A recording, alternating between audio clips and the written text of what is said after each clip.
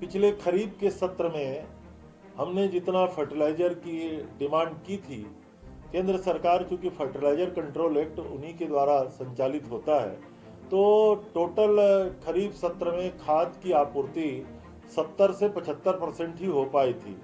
रबी सत्र के लिए जो हमारी मांग है, लगभग 18 लाख हेक्टेयर में रबी की बुआई होती है और विशेष रूप से हमारे यहाँ डीएपी और यूरिया की मांग होती है।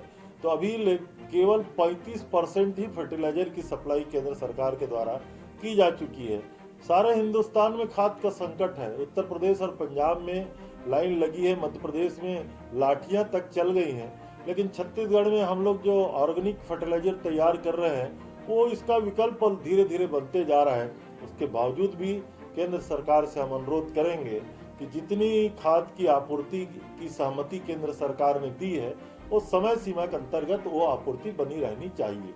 हम लोग विधानसभा के सत्र से भागते नहीं, लेकिन छत्तीसगढ़ में प्रतिपक्ष का जो हालात दिखाई देता है, पता नहीं सदन में वो चर्चा क्यों करना नहीं चाहते। हर बार विधानसभा सत्र सत्रावधि के पहले समाप्त हुआ है, इसका जिम्मेदार केवल और केवल विपक्ष रहा है। वो आधा घंटा भी किसी विषय पे चर्चा नहीं करना चाहते, गुटों में बटी हुई है। आदरणीय नेता प्रतिपक्ष धर्मलाल कौशिक जी जब चर्चा चाहते हैं तो आदरणीय बृजमोहन अग्रवाल, श्री रतन शर्मा और अजय चंद्राकर जी बहिर्गमन कर देते हैं। जब अजय चंद्राकर जी भाषण देने के लिए खड़े होते हैं तब धर्मलाल जी कौशिक जी उसमें वॉकआउट करा देते हैं। 15 मिनट में चर्चा करते हैं, 20वें मिनट में वॉकआउट करते हैं। आधे घंटे बाद गर्भगृह में जाकर के सदन से बाहर जाते हैं और मुश्किल से 40 मिनट विधानसभा में रहते हैं, फिर गांधी जी की प्रतिमा के पास जाके धरना दे देते हैं। विपक्ष को क्या करना चाहिए मैं सुझाव नहीं देता, लेकिन 1 घंटे भी अगर वो चर्चा नहीं करेंगे तो सदन की कार्य अवधि कैसे बढ़ाई जा सकती है। कोरोना काल के कारण विधानसभा की सत्र अवधि निश्चित रूप से छोटी रखी गई है, लेकिन विपक्ष अगर लगातार चर्चा करेगा तो मैं ऐसा समझता हूं कि सत्र की अवधि छोटी नहीं होती। हम लोग तो 12-12, 1-1 बजे रात तक सदन में बैठ करके चर्चा कराए हैं और सरकार की ओर से हमारी पूरी तैयारी है। आपके माध्यम से मैं प्रतिपक्ष से आग्रह करूंगा कि सदन को चर्चा का अवसर के लिए बड़ा प्लेटफॉर्म बनाए। केवल सदन से भागने से मैं समझता हूँ कोई काम होने वाला नहीं। हिंदुस्तान के संविधान में सबके अधिकारों की व्याख्या है। कार्यपालिका को क्या काम करना है, महामहिम को किस प्रकार से काम करना है, न्यायपालिका की सीमाएं क्या होंगी और विधायिका की सीमाएं क्या होंगी, ये पूरी व्याख्या है। मेरा अंदाज है, मैं बहुत स्मरण कर रहा हूँ तो संविधान के अनुच्छेद 163 में एक व्यवस्था है कि मंत्री परिषद के अनुशंसा पे ही महामहिम को इस प्रकार के कार्यों को अंजाम देना चाहिए।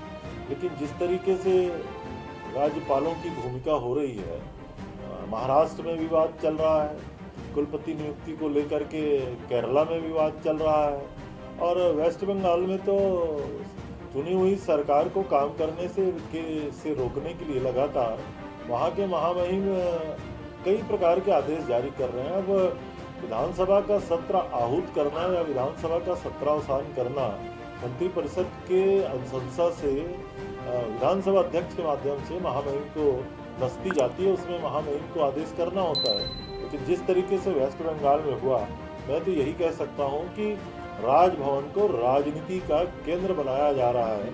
केंद्र सरकार को इसको रोकने के प्रयास करने चाहिए, वरना लोकतंत्र में ये अच्छी दिशा में जाने का मैं समझता हूं कि संकेत नहीं है। पिछले वर्ष हमने जब 92 लाख मीट्रिक टन धान की खरीदी की थी और केंद्र सरकार ने जितना चावल लेना था उतना चावल लेने से मनाही कर दी, हमको धान का उठाव करने में देरी हुई और मार्केट में भी धान बेचना पड़ा। सरकार को काफ़ी नुकसान हुआ था। सौभाग्य से इस साल 98 लाख मीट्रिक टन धान की हमने खरीदी किया है।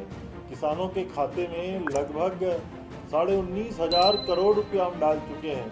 5,703 करोड़ रुपया राजीव गांधी किसान न्याय योजना के उनके खातों में और जाना है। अभी तक लगभग 61 लाख मीट्रिक टन का धान का उठाव हो चुका है।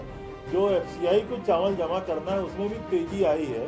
तो आने वाले समय हम लोग उम्मीद करते हैं कि पिछले साल की तरह धान का उठाव में देरी नहीं होगी। एफसीआई को जितना चावल जमा करना है हम जमा कर देंगे, और नुकसान जो पिछले वर्ष हुआ उतना नुकसान छत्तीसगढ़ सरकार को शायद ना हो। केंद्र सरकार ने 61 लाख मीट्रिक टन चावल लेने का सहमति दिया है, तो पूरा चावल केंद्र सरकार उतना लेगी तो मैं समझता हूँ कि हमारे राज्य को ज़्यादा नुकसान नहीं होगा। हमें लगता है कि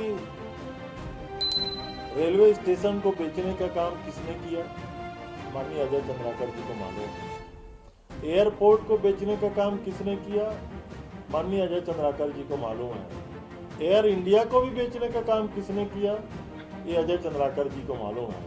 और केंद्र सरकार के बिक्री होने वाले पब्लिक सेक्टर के यूनिट में छत्तीसगढ़ से बालकों से शुरुआत भी किसने किया, ये भारतीय जनता पार्टी के सारे नेताओं को मालूम है। तो रेकी कौन करता है और बेचने का काम कौन करता है और बेचने की नीति किसने बनाई है, ये और बेचने का लगातार जो प्रयास हो रहा है ये कौन कर रहा है, ये अजय चंद्राकर जी को मालूम है। वो केवल आड़ लेकर के अपनी सरकार की आलोचना कर रहा है, शायद मैं ऐसा समझ रहा हूँ।